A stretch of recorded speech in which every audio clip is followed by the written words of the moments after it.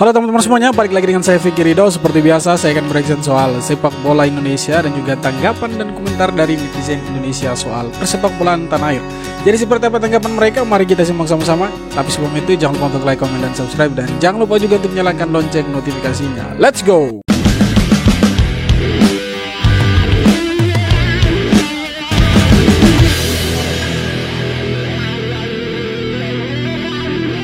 Jens Reven emang si anak baik guys. Di momen ini dia bisa aja nyiptain hat-trick, tapi dia malah milih untuk ngasih umpan ke Arkan Kakak dan akhirnya Arkan Kakak yang nyetak gol.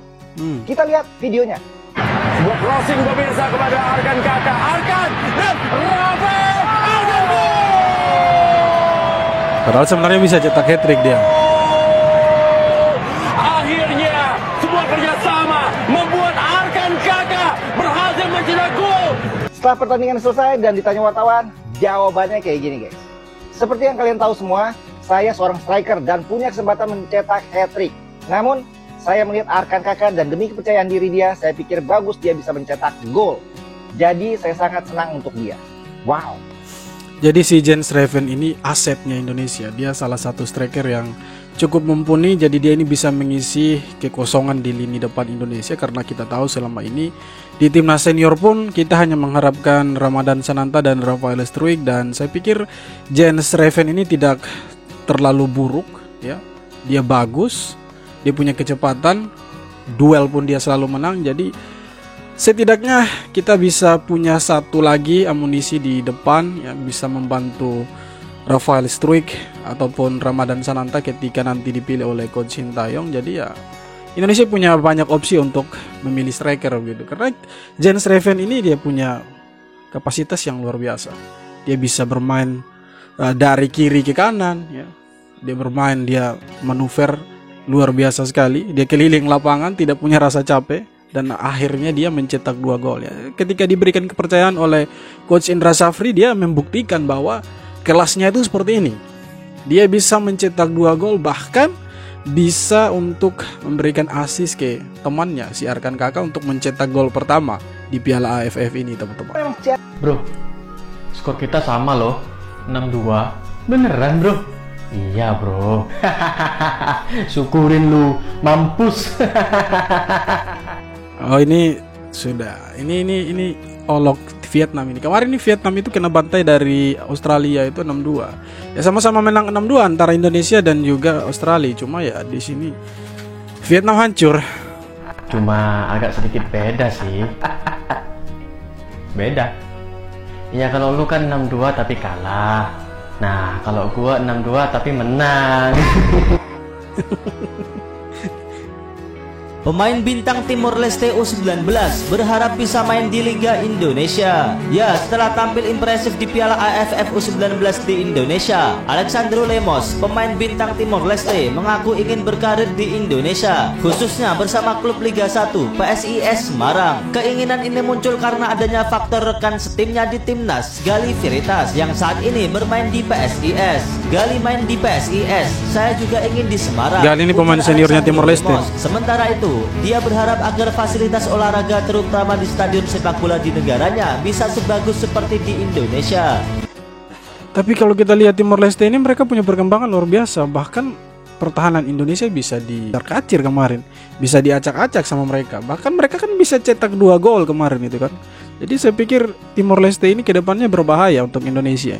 Iya, kalau tidak waspada Indonesia, maka kedepannya ya bisa jadi Timor Leste ini akan setara dengan Indonesia. Kalau kita melihat pemain-pemain mereka yang sekarang ini, mereka punya kecepatan.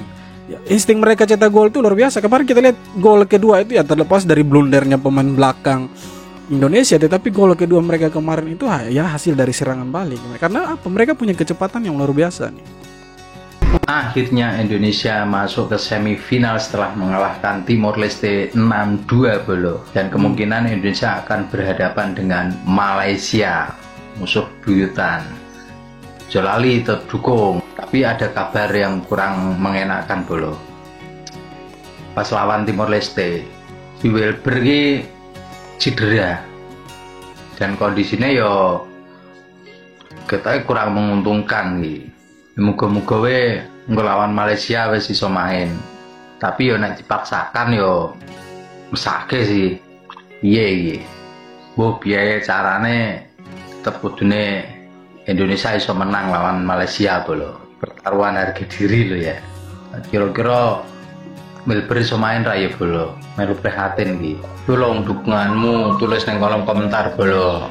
Semoga Indra Syafri ini punya opsi pemain lain yang bisa mengisi kekosongan si Welber ini. Karena kalau kita lihat ya dari pertama mereka bertanding lawan Filipina sampai kemarin terakhir lawan Timor Leste itu skema mereka itu ya tidak terlalu bagus begitu. Game plan-nya itu ya biasa-biasa saja. Ya dari sayap kemudian crossing, kaki ke kaki pun tidak terlalu nampak seperti pada umumnya pemain senior mereka. Jadi dari tengah sayap crossing ya. Walaupun di pertandingan pertama lawan Filipina itu berjalan dengan baik, tapi kita lihat di pertandingan kedua lawan Kamboja strategi itu cukup buruk gitu. Mengingat Kamboja ini bisa mengantisipasi serangan-serangan seperti itu. Nah, tadi malam lawan Timor Leste, Indonesia berhasil cetak 6 gol. 2-nya dicetak Jens Raven. Ya, tapi skemanya sama saja gitu. Tapi kalau misalkan Indonesia nanti ketemu Malaysia atau Thailand, saya pikir kalau pakai skema seperti ini percuma. Karena ini negara kuat yang kualitas pemain-pemainnya itu setara dengan Indonesia. Guys, setelah Jens Raven bermain baik semalam bersama timnas Indonesia, banyak netizen yang mirip-miripin gaya mainnya Jens Raven mirip sama Ruud van Nistelrooy, legend Manchester United. Tapi orangnya sendiri nih, Jens Raven, dia lebih sering nonton Harry Kane atau Lewandowski. Dan lebih senang kalau dimiripin sama kedua pemain tersebut. Nah, menurut kalian, Jens Raven gaya mainnya mirip siapa?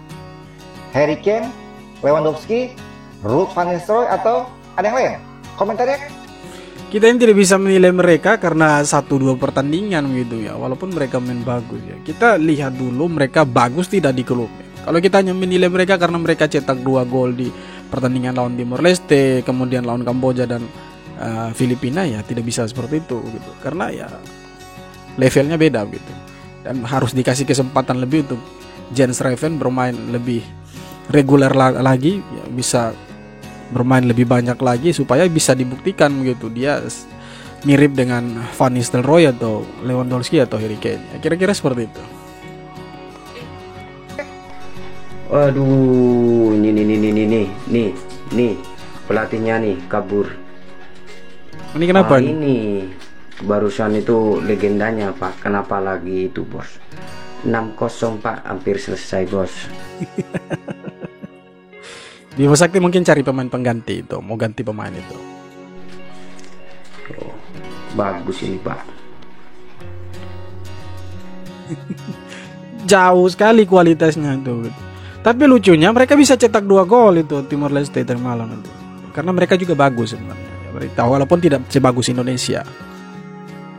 Hasil akhir Indonesia Timor Leste 6-2, mantap sekali ya. Emang ini harus menang sih, kalau nggak menang jadi pertanyaan besar. Sebenarnya males ya ngulas pertandingan yang bukan timnas senior, apalagi U19 nih yang lagi rame-ramenya karena permainannya ya. Jadi gitu aja sih. Saya nonton yang pertandingan lawan Filipina, terus setelahnya lawan Kamboja kayak ya gitu. Tapi akhirnya coach Mahadewa Indra Syafri mengubah susunan starting line up-nya dengan memasukkan Welber, masukkan Raven, dan beberapa perubahan di pertandingan lawan Timor Leste kali ini.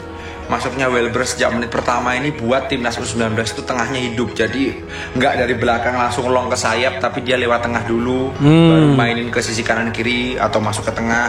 Welber juga rutin naik turun, mantap. Jadi tengahnya lebih hidup daripada pertandingan sebelum-sebelumnya. Dan striker gacor kita, mamang-mamang belah tengah ya, berhasil cetak 2 gol di babak pertama. Walaupun gol pertama jatuh dari langit kalau kata Coach Justin, tapi gol kedua ya itu effort dan juga feeling striker dia. Mantap sekali, dia bener-bener fighting spiritnya tinggi banget. Nice, ini kayak Haaland versi light sih ini kayak. Golnya Vigo juga bagus banget, tapi sayang dihitung on goal tadi. Tapi emang dia kena kiper sih, tapi emang tendangannya terukur banget, mantap.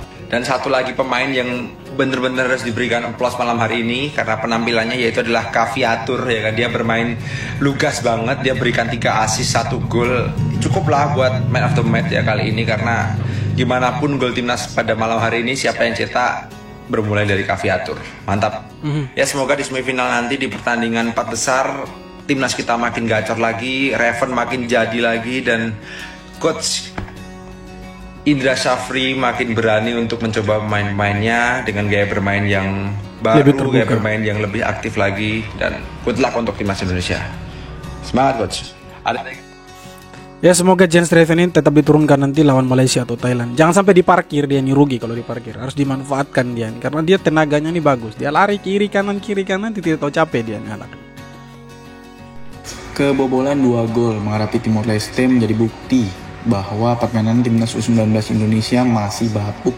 Timnas U19 Indonesia mampu mengalahkan Timor Leste dengan skor 6-2. Mampu mencetak 6 gol namun dapat kebobolan 2 gol lewat 1 penalti dan juga 1 skema counter attack.